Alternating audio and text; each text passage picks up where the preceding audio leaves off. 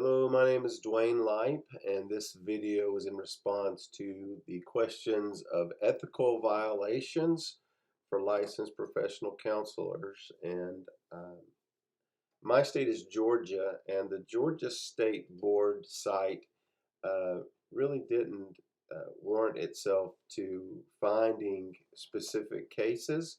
So I chose to use the Alabama State Board site. Um, and the most common reason on the Alabama State Board site appeared to be a violation of their state code. It's 255X7 4A. That requires a minimum of 40 formal contact clock hours of professional and continuing education before a counselor's um, license can be renewed. And there were several instances of that particular violation on their website. And I must admit, I was a little surprised because it would seem that something as relatively simple to resolve would cause so many counselors this kind of difficulty.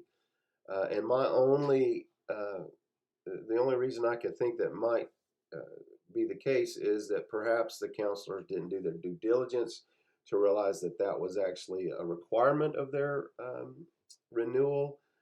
Maybe they just forgot, but that was a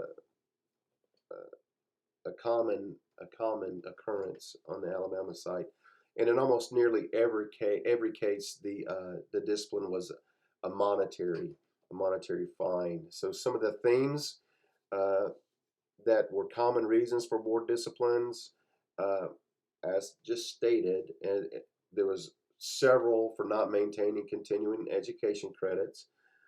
There was a few for misuse of appraisal techniques. There was one, actually a couple, where a license was revoked for the commission of a felony uh, by a licensed professional counselor. Asked to choose a recent case and discuss that. One of the cases on the Alabama site uh, was where a license was revoked because there was fraud or deception in obtaining or applying or for examining for a state license.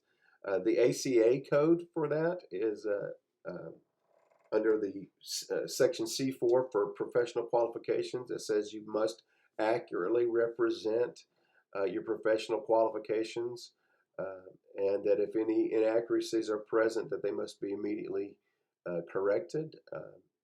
And the state code is 348A-16 under discovery. That if you've used fraud or deception in applying for license or certificate, that discipline would be taken, and in this case, the discipline was revocation of the license. Um, as far as counselor impairment is concerned, the ACA code speaks a lot of this is ACA C2G under impairment, that counselors are responsible for monitoring themselves for signs of impairment in physical, mental, emotional problems, and that they should withhold professional services until such a time where the impairment has been resolved. Um, and that the state code is very similar in its wording. Uh, it's Alabama 255X11C2H under the heading Professional Competence. It says that impairment or incapacitation, that licensed professional counselors should refrain from offering professional services when there are physical, mental, or emotional problems. Um,